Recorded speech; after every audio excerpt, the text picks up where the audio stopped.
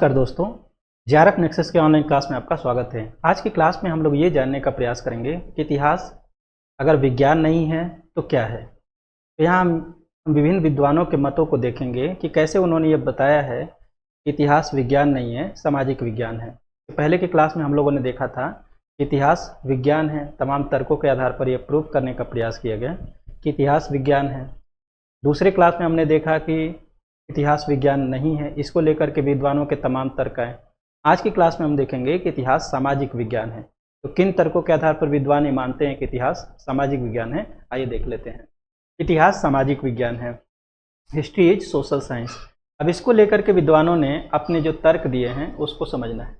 देखिए, UGC net के syllabus में जो ये शामिल किया गया है, इतिहास विज्ञान है, विज्ञान नहीं है, कला है, सामाजिक विज्ञान है, तो इसके पीछे आपको इतिहास के मूल्यों को समझने का उनका मूल उद्देश्य है। एमए की क्लासों में भी ये सवाल पूछे जाते हैं, तो ये दोनों क्लास के लिए उपयोगी है। और यहाँ हम जानने का प्रयास करेंगे किन आधार पर जो हमारे इतिहासकार हैं उन्होंने इसे सामाजिक विज्ञान प्रूव करने का प्रयास किया है। तो आइए देख लेते हैं। इतिहास को सामाजिक विज्ञान माना जाता है। क्यों माना जाता है? क्योंकि इसमें हम लोग किसका अध्ययन करते हैं? मानव का अध्ययन करते हैं, पहली बात। दूसरा, मानव द्वारा निर्मित समाज का अध्ययन करते हैं, ये दो बातें हैं। तीसरा, मानव द्वारा निर्मित संस्थाओं का अध्ययन करते हैं, मानव संस्कृति का अध्ययन करते हैं। अब संस्कृतियाँ भी विविध क्षेत्रों की अलग अलग हैं। दुनिया में जितने अलग अलग देश हैं उनकी संस्कृतियाँ अलग हैं। जैसे आप हिंदू संस्कृति पढ़ते हैं, इस्लामिक संस्कृति पढ़ते हैं, या फिर अन्य जितने भी संस्कृति हैं उनकी संस्कृतियाँ अलग हैं। राजनीतिक स्ट्रक्चर अलग हैं, अलग अलग देशों में कहीं लोकतंत्र है, कहीं राजतंत्र है, कहीं पर आपका समाज व्यवस्था पर आधारित मार्क्स के सिद्धांतों पर आधारित शासन व्यवस्था है। अलग अलग देशों के अर्थव्यवस्था का स्वरूप अलग अलग है और सामाजिक परिवर्तन से संबंधित होता है। तो ये जो हम इतिहास में पढ़ते हैं, इसमें मानव जीवन में यानी मानव के समाज, संस्था, संस्कृति, राजनीति, अर्थव्यवस्था और सामाजिक परिवर्तन कि किस तरह से सामाजिक परिवर्तन होता है, इन सब का अध्ययन हम इतिहास में करते हैं। जबकि वैज्ञानिक विषयों में हम एक क्रमबद्ध नियम का अध्ययन करते हैं। यहाँ पर हम देखेंगे क्रमिक परिवर्तनों का अध्ययन करते हैं। तो क्रमिक परिवर्तन, एक परिवर्तन के पीछे जो कारक हैं वो दूसरे परिवर्तन के पीछे वही कारक हों, ये आवश्यक नहीं है। तो कारकों में परिवर्तन होते रहते हैं। इतिहास केवल अतीत की घटनाओं का क्रमबद्ध विवरण नहीं है, ये हम शुरू से पढ़ते आए हैं। इतिहास अतीत की घटनाओं का विवरण नहीं है, बल्कि उन घटनाओं के कारण हम केवल जो घटनाएं घटी हैं उनके केवल हम जो घटनाएं घटी हैं उसको हम नहीं पढ़ते। हम पढ़ते हैं कि किन कारणों से वो घटना घटी हैं और उस घटना के क्या परिणाम निकलने थे। ये दो बातें पढ़ते हैं, कारण और परिणाम। अब ये कारण और परिणाम से समाज पर क्या असर पड़ा, तो तीसरा महत्वपूर्ण बिंदु है कि इसने समाज को कैसे प्रभावित किया। तो कारण क्या था, परिणाम क्या था और समाज पर उसका क्या प्रभाव पड़ा, इसका अध्ययन करते हैं। तो ये परिवर्तित होते रहते हैं। अलग अलग घटनाओं के अलग अलग कारण हो सकते हैं, एक ही घटना के अलग अलग परिणाम हो सकते हैं, समाज पर उसका प्रभाव अलग अलग हो सकता है। क्योंकि समाज पर प्रभाव केवल घटना के कारण और परिणाम को और समाज को प्रभावित करने वाले समय और परिस्थितियां भी होती हैं। तो इससे हमारे निष्कर्ष एक जैसे नहीं निकलेंगे। तो जब निष्कर्ष एक जैसे नहीं निकलेंगे तो फिर इसको हम विज्ञान की श्रेणी में नहीं रख सकते हैं। उनके प्रभाव का वैज्ञानिक, हम उसका प्रभाव का वैज्ञानिक और तार्किक विश्लेषण तो करते हैं, तार्किक विश्लेषण भी करता है। तो इतिहास इन सबका तार्किक विश्लेषण तो करता है, लेकिन इसमें जो आउटपुट आता है, जो परिणाम आता है, जो निष्कर्ष आता है, वो अलग अलग घटना के लिए अलग अलग आते हैं। इसलिए इतिहास की विषय वस्तु मनुष्य और उसके, तो यहाँ पर इतिहास की जो विषय वस्तु है मनुष्य और उसके सामाजिक जीवन का है। ठीक है, तो सामाजिक जीवन क्या है और मनुष्य का, ये दो इसमें मुख्य कारक हैं। एक तो मनुष्य है और दूसरा उस मनुष्य का सामाजिक जीवन कैसा है, इसका हम अध्ययन करते हैं इतिहास के अंतर्गत, जो इसे सामाजिक विज्ञानों की श्रेणी में स्थापित करता है। तो इसलिए अब इस तरह से अध्ययन में हमें जो निष्कर्ष निकलता है, इतिहास एक्चुअल में हम किस में रखें, तो इसको हम सामाजिक दृष्टि से ही देखेंगे और सामाजिक दृष्टि से देखेंगे तो ये सामाजिक विज्ञान की श्रेणी में स्थापित होगा। जहाँ हमने पिछली क्लास में देखने का प्रयास किया था कि किन किन कारणों से इतिहास विज्ञान है।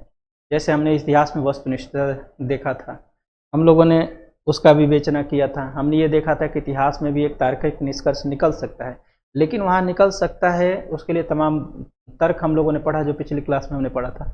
यहाँ पर हम देख रहे हैं कि निकल तो सकते हैं, लेकिन क्या जो निष्कर्ष होंगे क्या वो सब एक ही पैटर्न पे होंगे? तो नहीं, निष्कर्ष अलग अलग पैटर्न पे निकल जाते हैं, क्योंकि अलग अलग मानव गतिविधियां अलग अलग हैं। फिर उनको हम विज्ञान की तरह नहीं रख सकते हैं। जैसे न्यूटन का नियम है, तो चाहे वो जहाँ जहाँ उस नियम के लिए जो नियम है वो जिन जिन जगहों के लिए निर्धारित किया गया, वहाँ वो हर समय वही परिणाम देगा, लेकिन मानव ऐसा परिणाम दे ये जरूरी नहीं है। तो इसलिए इसको हम सामाजिक विज्ञान की श्रेणी में रखते हैं। अब एक इतिहासकार हैं मार्क ब्लॉक, या ब्लॉच जिसको कहते हैं। इन्होंने इनकी पुस्तक है the history of historians craft. इनकी पुस्तक का नाम है द हिस्टोरियंस क्राफ्ट। इसमें इन्होंने इतिहास को बताया है कि इतिहास समय के प्रवाह में मनुष्यों का अध्ययन है। इन्होंने ये बताने का प्रयास किया कि इतिहास है क्या। तो इतिहास यह है कि समय के प्रभाव में, तो इतिहास में एक कारक आ गया समय, और समय हमेशा क्या हो रहा है? बदल रहा है। तो समय का प्रवाह, जो समय निश्चित रूप से चल रहा है, उसमें हम मनुष्यों का अध्ययन करते हैं। तो इसमें समय और मनुष्य दोनों का ध्यान रखना चाहिए। अलग अलग समय में मनुष्य की गतिविधियां अलग अलग हो जाएंगी, तो अध्ययन है। ठीक है। History is the science of man in time, यानी कि इतिहास जो है समय के प्रभाव में, अलग अलग समय में मानव के लिए। इस कथन से स्पष्ट है कि इतिहास का केंद्र मानव समाज है। तो इससे भी स्पष्ट हो जाता है कि हम इतिहास में किसको केंद्र में रखते हैं? मानव का और मानव समाज को। यानी कि मानव समाज का निर्माण मानव कर रहा है, एक तो मानव रहेगा और दूसरा मानव का समाज रहेगा, न कि केवल घटनाओं का वर्णन। अगर हम केवल घटनाओं का वर्णन करें तार्किक आधार पर, तो हम हो सकता है कि हम वैज्ञानिकता की तरफ बढ़ सकते हैं, लेकिन उन घटनाओं के पीछे जो कारक है उसमें मानवीय गतिविधियां मुख्य भूमिका निभाती हैं, और मानवीय गतिविधियां अलग अलग समय में बदलती रहती हैं। तो इस बात का हमें ध्यान रखना चाहिए। इसलिए इतिहास सामाजिक विज्ञान का प्रमुख अंग है। एक और विद्वान है आर जी कॉलिंगवुड। इन्होंने ये तर्क दिया था कि इतिहास में विज्ञान के तत्व हैं, लेकिन देखें यहाँ पर द आइडिया ऑफ हिस्ट्री में कहा कि इतिहास अतीत के मानव विचारों का पुनर्निर्माण है। तो अतीत में जो मानव विचार थे उसी का इतिहास में क्या किया जाता है? पुनर्निर्माण किया जाता है। एक ही विचार की हम पुनर्व्याख्या करें, ये जो विचार था इसके पीछे ये कारण हो सकते हैं। तो यहाँ हम जो कारण बताने का प्रयास करते हैं वो कारण अनुमान के आधार पर होता है।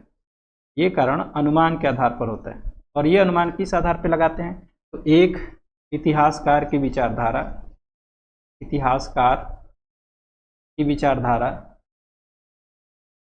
और दूसरा स्रोत। अब इतिहासकार की विचारधारा और स्रोत मिल करके क्या करते हैं? इतिहास जो अतीत में जो घटनाएं होती या फिर मानव विचार थे उसका पुनर्निर्माण करते हैं। अगर स्रोतों में छेड़छाड़ हुआ तो पुनर्निर्माण जैसा हुआ था हम नहीं बता पाएंगे, जैसा हुआ था उसका हम सही दृष्टिकोण से विश्लेषण नहीं कर पाते। और इतिहासकार की विचारधारा अगर बदल गई तो भी, जैसे एक ही घटना के लिए तमाम तरह की विचारधाराएं हो सकती हैं। जैसे हम लोग पढ़ते हैं साम्राज्यवादी दृष्टिकोण, उससे संबंधित जो विचारधारा आएगी, मार्क्सवादी दृष्टिकोण, उससे संबंधित जो विचारधारा आएंगे, आर्थिक दृष्टिकोण, उससे संबंधित जो विचारधारा आएंगे। ये जो विचारधाराएं आ रही हैं ये इतिहास को कहीं ना कहीं विज्ञान की श्रेणी से बाहर कर देती हैं। इतिहासकार का कार्य केवल तथ्यों का संकलन नहीं है, बल्कि उन विचारों और उद्देश्यों को समझना है।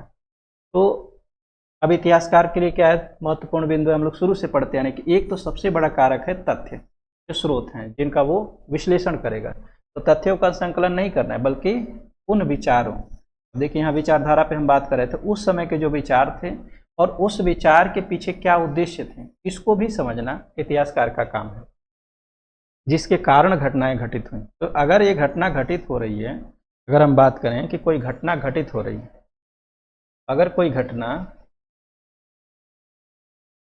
घटित हो रही है, तो घटना घटित होने के पीछे हम दो चीज़ें देखते हैं। एक तो तथ्य है, तो घटना से संबंधित हमें तथ्य मिल गए। दूसरा विचार है, जिस विचार ने उस घटना को घटित होने का एक तरह से कहें आधार तैयार किया था। और तीसरा उद्देश्य। ये तीन ऐसे कारक हैं, तथ्य, विचार और उद्देश्य। अगर विचार बदल गए तो तथ्य होने के बाद भी उद्देश्य का गलत हो जाएगा। विचार अगर सही है, तथ्य बदल गए तो भी उद्देश्य गलत हो जाएगा। तो ऐसे हम किसी सही निष्कर्ष पे नहीं पहुंच पाते हैं। तो इतिहासकार का कार्य केवल तथ्यों का संकलन नहीं, बल्कि उन विचारों और उद्देश्यों को समझना भी है। तो अब इतिहासकार क्या काम करता है? तो उनको समझने का प्रयास करता है कि आखिर ऐसा क्यों हुआ था, ठीक है, जिसके कारण घटनाएं घटित हुई। यह दृष्टिकोण इतिहास को मानव व्यवहार के अध्ययन के रूप में प्रस्तुत करता है। ये जो दृष्टिकोण है इतिहास को क्या कर रहा है? मानव व्यवहार के अध्ययन के की ओर ले जाता है। और हम शुरू से पढ़ते आ रहे हैं, इतिहास क्या है? इतिहास में हम मानव व्यवहार का अध्ययन करते हैं। इतिहास में मानव व्यवहार का अध्ययन करते हैं। और मानव व्यवहार को प्रभावित करने वाले कारक कौन से हैं? तो तथ्य हो सकता है, तत्कालीन परिस्थिति हो सकती है, वो घटनाएं हो सकती है, उसके पीछे छुपे विचार हो सकते हैं। तो ये सारी चीज़ें बताती हैं कि इतिहास जो है वैज्ञानिक दृष्टिकोण पे सही नहीं बैठ पाता है। एच कार ने अपनी प्रसिद्ध पुस्तक व्हाट इज हिस्ट्री, इसमें लिखा, इतिहास को इतिहासकार और तथ्यों के बीच निरंतर संवाद बताया। तो यही मैंने बताया कि अब इतिहासकार के पास क्या है? तो इतिहासकार के पास उसकी अपनी विचारधारा है, इतिहासकार की अपनी एक सामाजिक परिस्थिति है, इतिहासकार की अपनी आर्थिक परिस्थिति है, इतिहासकार की अपनी राजनीतिक परिस्थिति है। ये सारे चीज़ें उसके इतिहास लेखन को प्रभावित करेंगे। और दूसरा तथ्य है। तथ्यों के बारे में हम लोगों ने विस्तार से पिछली क्लास में पढ़ा था कि तथ्यों में छेड़छाड़ हो सकता है, तथ्य गायब हो सकते हैं, ये सारी चीज़ें होती हैं। लेकिन इतिहास क्या है कि इतिहासकार और तथ्यों के बीच निरंतर संवाद है। निरंतर संवाद मतलब अलग अलग समय में इतिहासकारों की विचारधाराएं क्या हो सकती हैं? बदल सकती है। एक ही समय के अलग अलग विचारधारा के इतिहासकारों के निष्कर्ष अलग अलग हो सकते हैं। उनके अनुसार इतिहास समाज की बदलती आवश्यकताओं के अनुरूप अतीत की व्याख्या करता है। तो इन्होंने लिखा भी है कि समाज की बदलती आवश्यकताएं, जैसी समाज की आवश्यकता होगी उसी के अनुसार इतिहास का निर्माण होगा। ये भी ध्यान रखिए, इतिहास जो है वो हमेशा बदलता रहता है। कैसे? जैसे साम्राज्यवादी इतिहासकारों ने जब भारत का इतिहास लिखा तो उसमें उन्होंने प्रूफ करने का प्रयास किया कि भारत एक पिछड़ा हुआ देश था और साम्राज्यवादी चिंतन से, यानी या ब्रिटिशर्स के आने से ही भारत का कल्याण हुआ। और ऐसी मत आज भी भारत में, ऐसे बहुत सारे लोग इस मत को मानते हैं कि ठीक है, उन्हीं के आने से सब कुछ हुआ। बहुत सारे लोग नहीं मानते हैं। बाद में जब राष्ट्रवादी चिंतन हुआ तो पता चला उन्होंने सारा गलत किया है। तो समाज की बदलती आवश्यकता, उस समय जो समाज का निर्माण करने वाले कारक थे, जिनके पास शासन स्वतंत्र था, वो ब्रिटिशर्स थे। बाद में किसके हाथ में है? राष्ट्रवादियों के हाथ में जब शासन तंत्र आया तो अपने स्वदेशी है। तो दोनों के इतिहास चिंतन में बदलाव हुआ। तो क्या हो रहा है? तब का सामाजिक परिस्थिति कुछ और था, अब की सामाजिक परिस्थिति कुछ और है।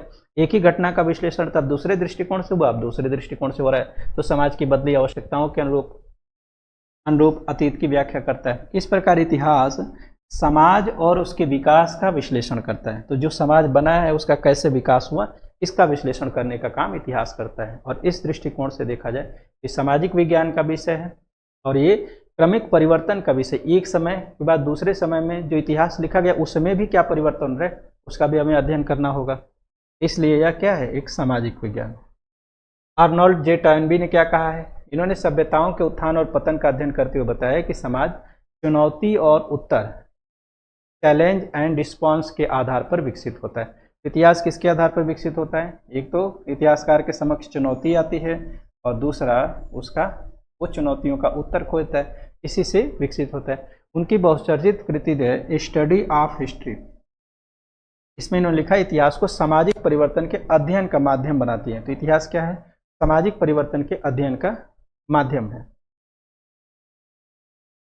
फर्नांड ब्राउडेल ने क्या कहा है कि इतिहास में भौगोलिक, आर्थिक और सामाजिक संरचनाओं के दीर्घकालिक प्रभाव पर बल दिया इन्होंने। तो इन्होंने जो कहें कि फर्नांड ब्राउडेल, इन्होंने क्या कहा? इतिहास में कौन कौन से, एक तो भौगोलिक कारक है, दूसरा आर्थिक कारक है और तीसरा सामाजिक कारक या सामाजिक संरचना संबंधी कारक है कि दीर्घकालिक प्रभाव, ठीक है, लॉन्ग ड्यूरी पर बल दिया है। ये उनकी अपनी भाषा है, ठीक है, यानी कि एक तरह से कहें कि उनके दीर्घकालिक प्रभाव पर बल दिया। उनके अनुसार किसी समाज को समझने के लिए केवल राजनीतिक घटनाओं का अध्ययन पर्याप्त नहीं है। किसी भी समाज को समझने के लिए हम केवल राजनीतिक घटनाओं पर निर्भर नहीं हो सकते, हमें उसके साथ साथ सामाजिक और आर्थिक संरचनाओं का अध्ययन भी आवश्यक हो जाता है और तब जाकर हम किसी निष्कर्ष पर पहुंच सकते हैं। लेकिन जरूरी नहीं है कि जो हमारा निष्कर्ष होगा वो भी दूसरे जो व्यक्ति उसका अध्ययन करेगा उसका भी वही हो सकता है। तो निष्कर्ष बदलते रहते हैं। क्यों? क्योंकि मानवीय गतिविधियां हैं, मानवीय सोच है, मानवीय विचारधारा हैं, एक निष्कर्ष पे नहीं है। यानी कि हम इतिहास में एक सामान्य निष्कर्ष नहीं निकाल सकते, और जहाँ सामान्य निष्कर्ष नहीं निकल रहा है उसे हम विज्ञान की श्रेणी में न रख करके सामाजिक विज्ञान की श्रेणी में रखें तो ज़्यादा बेहतर होगा। जी.एम. ट्रेवेलियन ने इतिहास को सभी सामाजिक विज्ञानों का जनक कहा है। इन्होंने क्या कहा कि इतिहास क्या है? सभी सामाजिक विज्ञान का जनक है। जितने भी सामाजिक विज्ञान है उनकी उत्पत्ति किस में हो रही है? इतिहास से हो रही है। उनके अनुसार राजनीति, अर्थशास्त्र, समाजशास्त्र तथा मानव शास्त्र जैसे विषयों का विकास ऐतिहासिक अध्ययन के आधार पर हुआ। तो जितने भी विषय उनके अध्ययन में ऐतिहासिक तत्व मुख्य भूमिका निभाते हैं, जैसे राजनीतिक चिंतन का विकास कैसे होता है उसको इतिहास में पढ़ते हैं, आर्थिक गतिविधियों का विकास कैसे हुआ इतिहास में पढ़ते हैं। तो जितने भी आज के बृहद विषय हैं उनकी उत्पत्ति कहीं ना कहीं हम उनके विकास के क्रम के तौर पे देखते हैं, और विकास के क्रम का अध्ययन कहाँ करते हैं, इतिहास में। तो जितने भी सामाजिक विज्ञान के विषय हैं सब इतिहास से उत्पत्ति हो रही है, तो फिर इतिहास विज्ञान कैसे होगा, इसको भी हम सामाजिक विज्ञान के अंतर्गत ही देखेंगे। लियोपोल्ड वान राके ने क्या कहा, इन्होंने इतिहास लेखन में मूल स्रोतों और तथ्यपरकता पर बल दिया।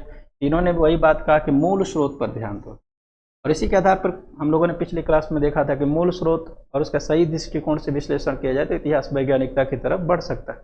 लेकिन ये दोनों चीज़ें एक साथ होना थोड़ा मुश्किल है। तथ्यपरकता पर बल देते हुए कहा कि इतिहास का उद्देश्य अतीत को जैसा था वैसा वास्तव में, ठीक है, जैसा वास्तव में था प्रस्तुत करना है। तो जैसा इतिहास था वैसा ही वास्तव में प्रस्तुत किया जाए, ये इतिहास का उद्देश्य। तो क्या निष्ठा बढ़ता, तो वो प्रयास कर रहे हैं कि इतिहास को वस्तुनिष्ठता की तरफ ले जाएं। अगर हम वस्तुनिष्ठता की तरफ ले जाएंगे, वस्तुनिष्ठता पर आधारित है, फिर भी उनका अध्ययन मानव समाज और उनकी संस्थाओं से संबंधित था। तो वस्तुनिष्ठता की तरफ ले जाएंगे तो भी हम जैसा था वैसा नहीं प्रयोग करते हैं। तो ये बताता है कि कहीं ना कहीं इतिहास विज्ञान की तरफ न जा करके सामाजिक विज्ञान की तरफ उसका झुकाव ज़्यादा है।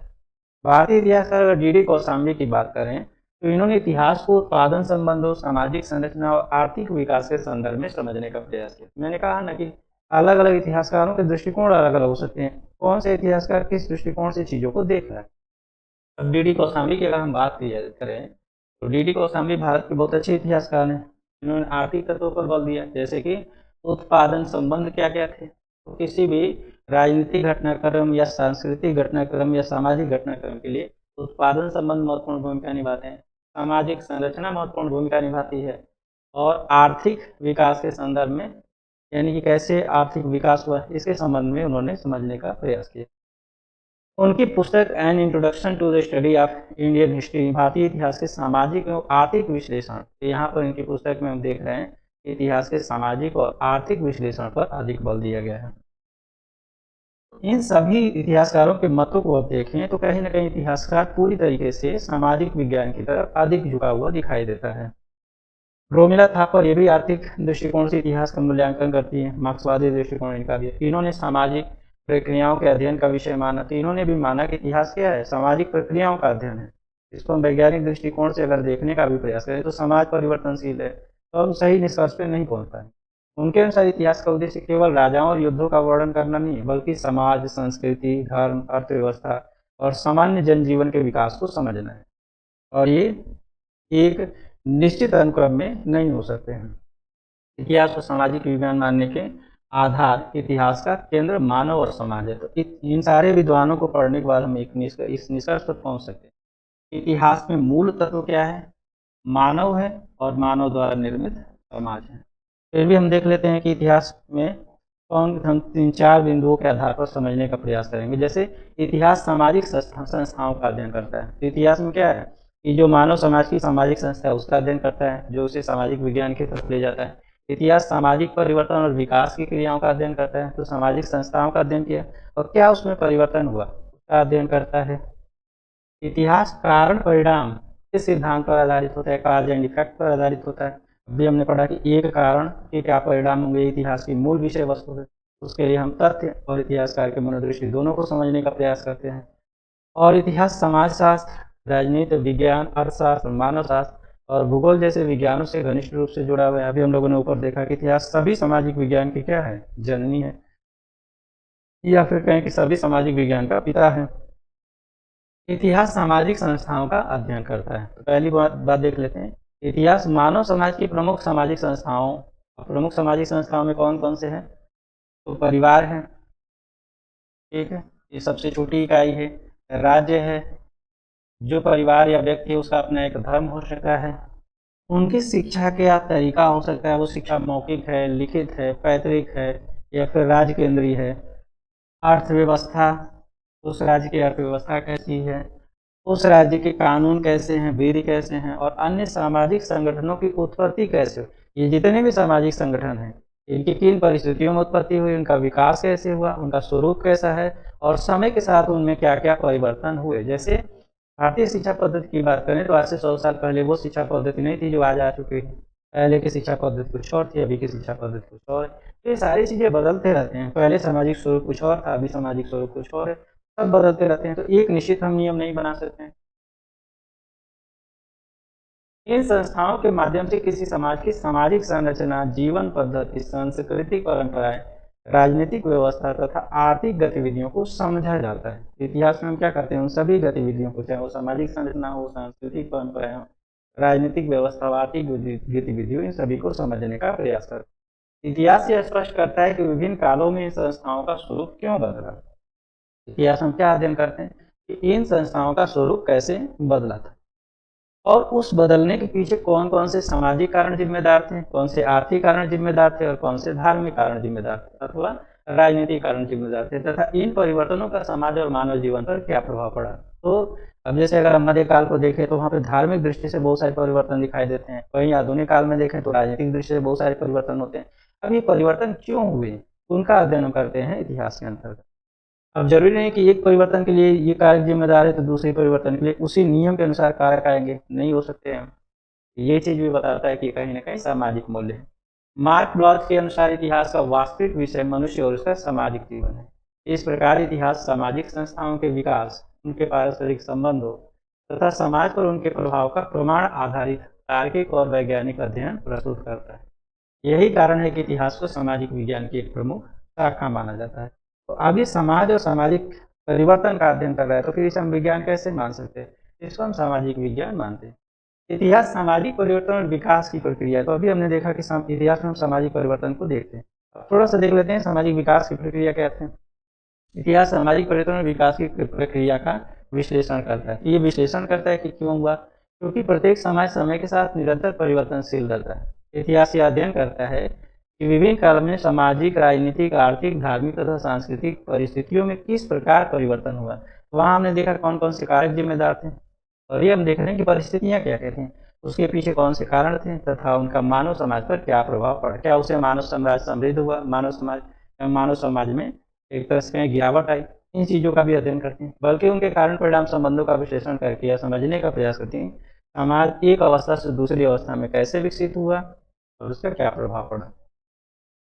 इस प्रकार इतिहास सामाजिक परिवर्तन और विकास की प्रक्रिया का प्रमाण आधारित है एवं तार्किक विश्लेषण करता है कि इसमें हम क्या करते हैं, समाज परिवर्तन का अध्ययन करते हैं। तो अब तक जो भी हम देखते आए हैं उसमें हमने एक चीज समझने का प्रयास किया, इतिहास में दो ही कारक महत्वपूर्ण, एक समाज और एक मानव। मानव ने समाज बनाया और समाज में परिवर्तन हो रहा है, परिवर्तन के लिए मानव जिम्मेदार है। अब मानव द्वारा किए गए जो कार्य हैं वो हमारे तथ्य हैं, और समाज में जो परिवर्तन हो रहे उसी के अनुसार हमारे विचार का निर्माण होता है। तो हमारे विचार समाज का निर्माण करते हैं, फिर समाज से नए विचार की उत्पत्ति होती है। तो एक चक्रीय क्रम चलता रहता है और इतिहास उसी का अध्ययन करता है। तो इस आधार पर हम देखें तो इतिहास विज्ञान नहीं हो सकता है। इस प्रकार इतिहास सामाजिक परिवर्तन विकास की प्रक्रिया का प्रमाण आधारित और तार्किक विश्लेषण प्रस्तुत करता है, जिससे समाज के अतीत को समझकर वर्तमान की व्याख्या तथा भविष्य की दिशा का आकलन किया जा सकता है। एक चीज और इतिहास में हमने शुरू से पढ़ा कि इतिहास में एक कारण होता है, कारण का परिणाम होता है। तो इतिहास का मूल विषय ये भी है कि जैसे तथ्य महत्वपूर्ण है इतिहास के लिए, मानव महत्वपूर्ण है, वैसे कारण और परिणाम, क्योंकि किसी घटना का कोई ना कोई कारण होता है और उसका कोई ना कोई परिणाम निकलता है। ये भी सामाजिक विज्ञान की तरफ ले जाता है। इससे इतिहास कारण परिणाम के सिद्धांत पर आधारित होता है। इतिहास का उद्देश्य केवल घटनाओं का क्रमबद्ध वर्णन करना नहीं है, बल्कि यह स्पष्ट करता है कि कोई घटना क्यों घटी, उसके पीछे कौन कौन से कारण थे और उसके क्या परिणाम निकले। प्रत्येक ऐतिहासिक घटना अनेक सामाजिक, राजनीतिक, आर्थिक, धार्मिक तथा सांस्कृतिक कारणों का परिणाम होता है। तो कोई भी जब घटना घटी है उसके लिए बहुत सारे कारण जिम्मेदार होते हैं। जब हम 1857 के स्वतंत्रता संग्राम का अध्ययन करते हैं तो पढ़ते हैं कि 1857 के स्वतंत्रता संग्राम के कौन से धार्मिक कारण थे, कौन से राजनीतिक कारण थे, कौन से आर्थिक कारण थे, कौन से सामाजिक कारण थे, और फिर उनका विश्लेषण करते हैं। वही बता रहा है। और ये सब विषय किस में आते हैं, समाज शास्त्र, सामाजिक विज्ञान के विषय हो जाते हैं। प्रत्येक ऐतिहासिक घटना अनेक सामाजिक कारणों का परिणाम होते हैं।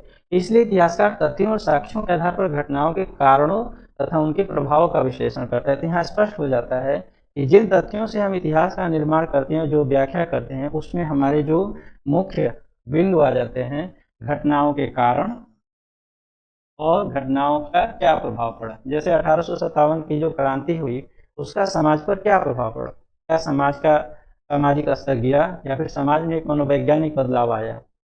क्या जिस कंपनी के खिलाफ आंदोलन हुआ, क्या वो कंपनी अनवरत रूप से जारी रही या उसका अंत हो गया? क्या परिवर्तन हुए? क्या उस आंदोलन का कुछ अस्थायी परिवर्तन हुआ? तो इन सभी चीज़ों को हम देखेंगे किसके अंतर्गत, उसका प्रभाव।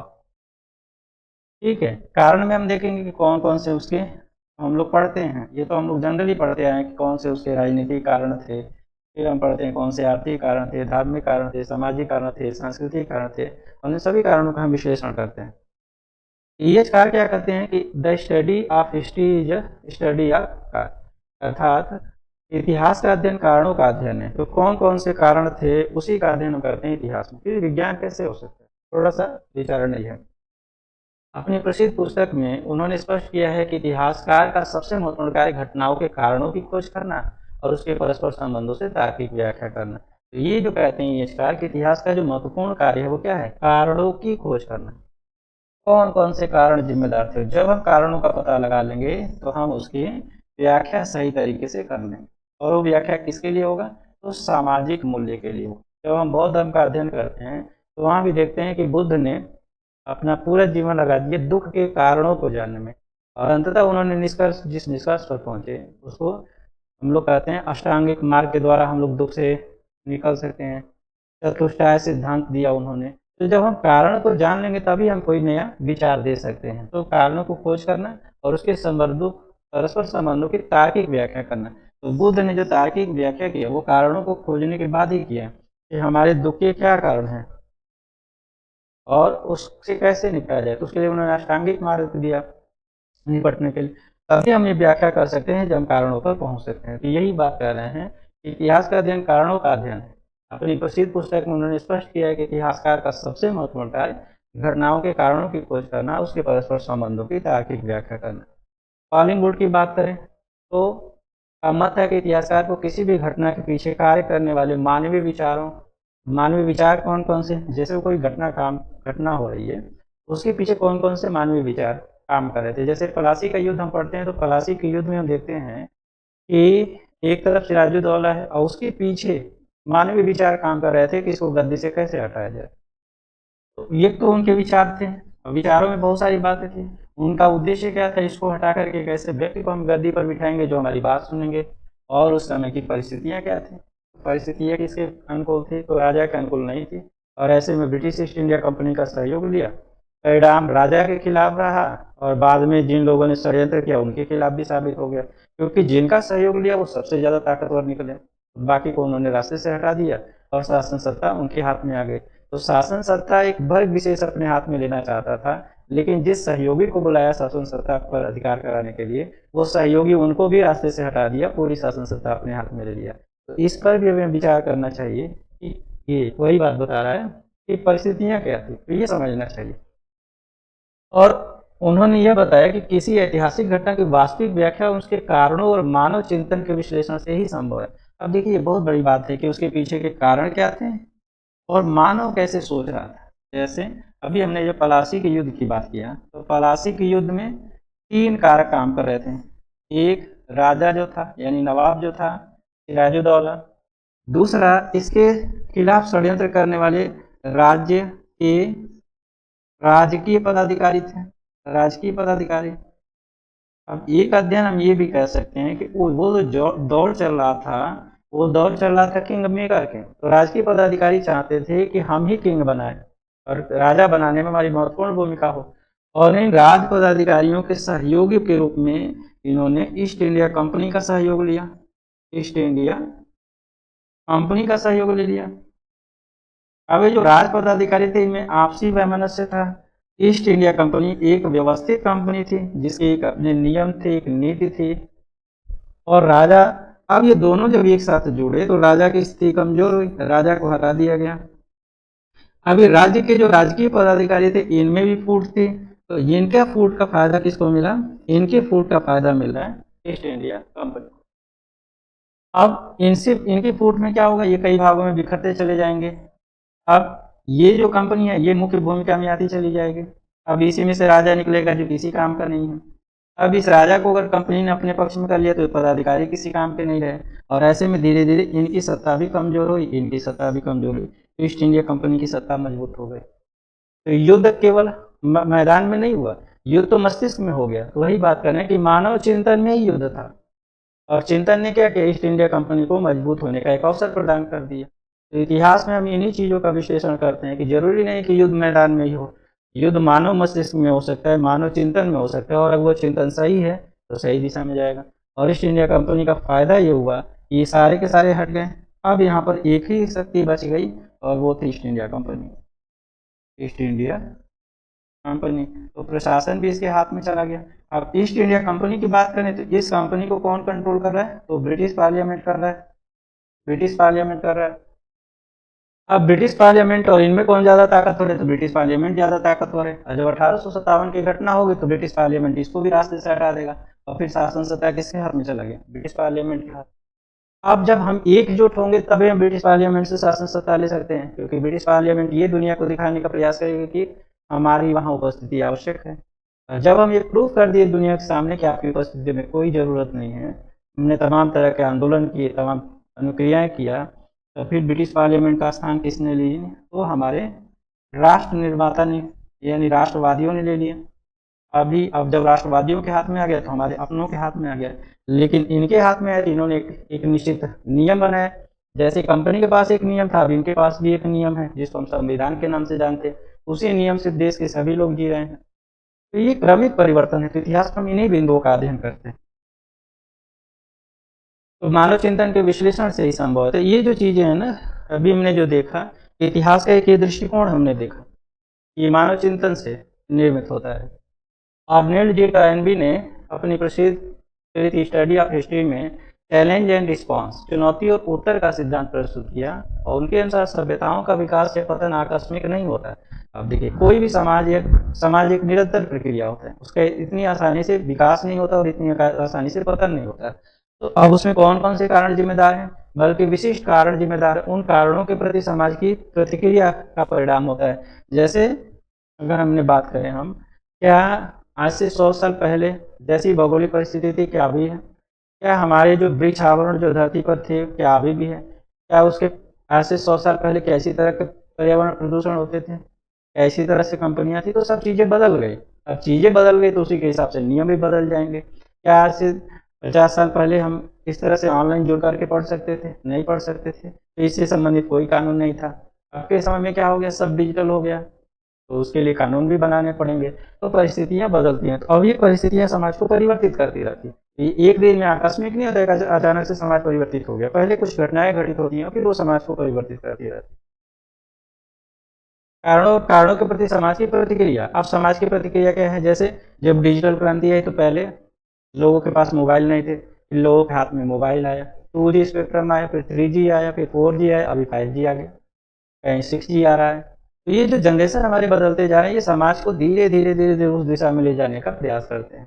पहले लोगों के मोबाइल में केवल फ़ोन होते थे, फ़ोन के बाद आ गया गाना, आ गया गाना के बाद वीडियो आने लगे। अब तो हम ऑनलाइन जुड़ सकते हैं, जुड़ रहे हैं। आने वाले समय में पता नहीं कितना हम आगे जाएंगे। तो ये सारी चीज़ें परिवर्तित हो रही है।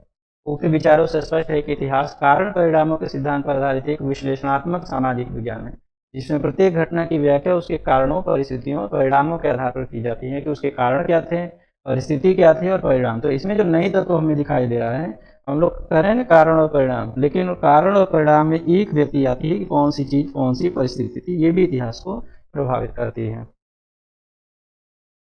इतिहास समाजशास्त्र, राजनीति विज्ञान, अर्थशास्त्र, मानव शास्त्र, भूगोल जैसे सामाजिक विषयों का विज्ञानों का से घनिष्ठ रूप से जुड़ा हुआ है। हम लोगों ने अभी ऊपर पढ़ा था, इतिहास सभी सामाजिक विज्ञान का पिता है, या फिर कहें माता है। तो ये सभी विषय से जुड़ा है, जब माता पिता है तो जुड़ा ही है। इसके पहले की क्लास में हम लोगों ने देखा था इतिहास और उसके सहायक विज्ञान।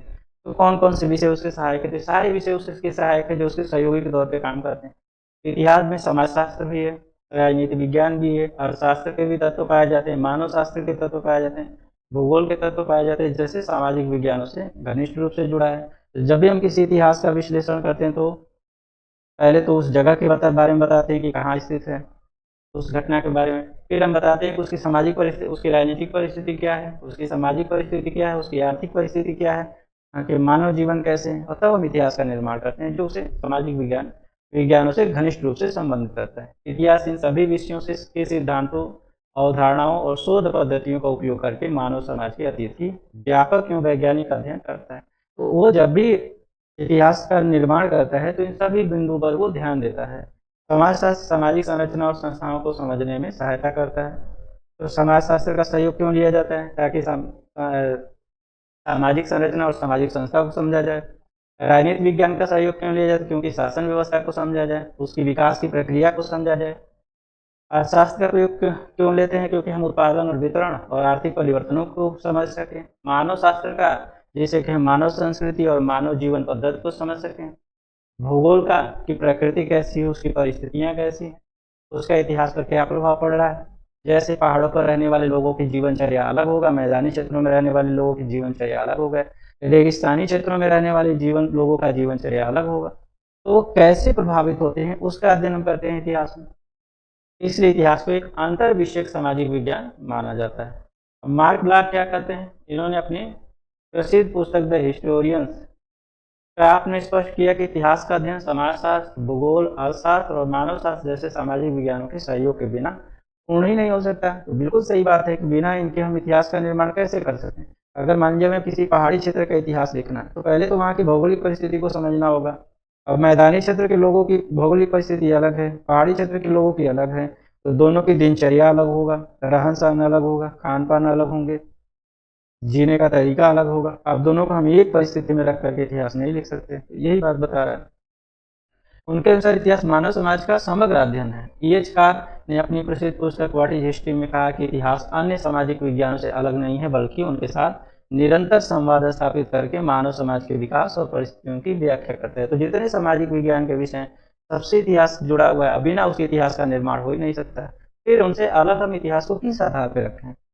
अर्ना ब्रॉडेल ने अपनी विश्वविख्यात कृति the Mediterranean and the Mediterranean world in the age of Philip's second में भूगोल, अर्थव्यवस्था और सामाजिक संरचनाओं के दीर्घकालिक प्रभाव को इतिहास के अध्ययन का आधार बनाया। तो इन्होंने बात वही कहा कि भौगोलिक परिस्थितियाँ इतिहास, जो भूगोल की दीर्घकालिक परिस्थिति हैं, अर्थव्यवस्था, यानी भूगोल से हम देखेंगे कि अर्थव्यवस्था में भौगोलिक परिस्थितियाँ अर्थव्यवस्था का निर्माण करती हैं। और पहाड़ी क्षेत्रों में अब जहाँ ढलान है बहुत ज़्यादा, पानी नहीं रुकता, वहाँ धान की खेती थोड़ा मुश्किल है, थोड़ा नहीं मुश्किल ही है। वहीं अगर कहें जहाँ पानी खूब है वहाँ धान की खेती अच्छी होती है। तो अलग अलग क्षेत्रों की और जो कृषि अर्थव्यवस्था है या फिर औद्योगिक व्यवस्था है, वही हमारी अर्थव्यवस्था का निर्माण करते हैं। कृषि या औद्योगिक गतिविधियाँ यही हमारी सामाजिक संरचना के निर्माण में महत्वपूर्ण भूमिका निभाते हैं। ठीक है, तो इन्हीं सब का संरचनाओं के दीर्घकालिक प्रभाव, अब इनका दीर्घकालिक क्या प्रभाव होगा उसका अध्ययन करते हैं, कोई इतिहास के अध्ययन का आधार बनाया था तथा इतिहास और सामाजिक विज्ञानों के समन्वय पर बल दिया। हमारे जो भारतीय इतिहासकार हैं D.D. कौशाम्बी ने अपनी प्रसिद्ध पुस्तक An Introduction to the Study of Indian History में भारतीय इतिहास की व्याख्या समाजशास्त्र, अर्थशास्त्र, पुरातत्व और मानव शास्त्र के संयुक्त अध्ययन के आधार पर की और इतिहास को सामाजिक एवं आर्थिक संरचनाओं के विकास का अध्ययन माना। रोमिला थापर के बारे में हम लोगों ने देख लिया कि अपनी पुस्तक Early Indian from the Origin to AD 13 में यह स्पष्ट किया 1300 में स्पष्ट किया कि भारतीय इतिहास को समझने के लिए हमें समाज विज्ञान के विषयों को जानना होगा, जैसे कि समाजशास्त्र, पुरातत्व शास्त्र, मानव शास्त्र, भूगोल जैसे विषयों का समन्वित उपयोग आवश्यक। उक्त विद्वानों के विचार से स्पष्ट होता है कि इतिहास अन्य सामाजिक विज्ञानों से घनिष्ठ रूप से जुड़ा हुआ है तथा इनके सहयोग से ही अतीत का अधिक व्यापक वैज्ञानिक और प्रमाण आधारित अध्ययन संभव है। और ये बताता है कि इन सभी सामाजिक विज्ञान से ही अगर इतिहास का निर्माण हो सकता है तो इतिहास एक सामाजिक विज्ञान के आधार पर हम कह सकते हैं, इनके आधार पर कि इतिहास एक क्या है, इतिहास एक सामाजिक विज्ञान, सामाजिक विज्ञान है। इस क्लास तक आते आते हम लोगों ने इतिहास की मूल संरचना को जो थोड़ा बहुत समझने का प्रयास किया वो ये था कि इतिहास क्या है, इतिहास विज्ञान है। फिर हमने से देखा इतिहास विज्ञान है, तर्क के आधार पर समझने का प्रयास किया। फिर हमने देखा इतिहास विज्ञान नहीं है, इतिहास विज्ञान नहीं है। फिर क्या है इतिहास? फिर हमने देखा कि इतिहास सामाजिक विज्ञान है, इतिहास सामाजिक विज्ञान है। ठीक है, इस क्लास को देखने के बाद और विस्तार से समझने के लिए आप E.H. कार की पुस्तक को पढ़ सकते हैं। जिससे आपको इतिहास के, उनकी पुस्तक का नाम ही इतिहास क्या है, उससे आपको और ज़्यादा गहन विश्लेषण मिल जाएगा कि गहन दृष्टिकोण डेवलप होगा कि आखिर इतिहास है क्या, इतिहास विज्ञान है, इतिहास कला है, या इतिहास कला है, कला और सामाजिक विज्ञान है। तो उस किताब को पढ़ के आप और अच्छे से समझ सकते हैं। यहाँ पर हमने कोशिश किया था कि एक सूक्ष्म और सटीक विश्लेषण कर सकूं। तो मिलते हैं अगले क्लास में एक नए टॉपिक के साथ। आज के लिए बस यहीं तक, धन्यवाद।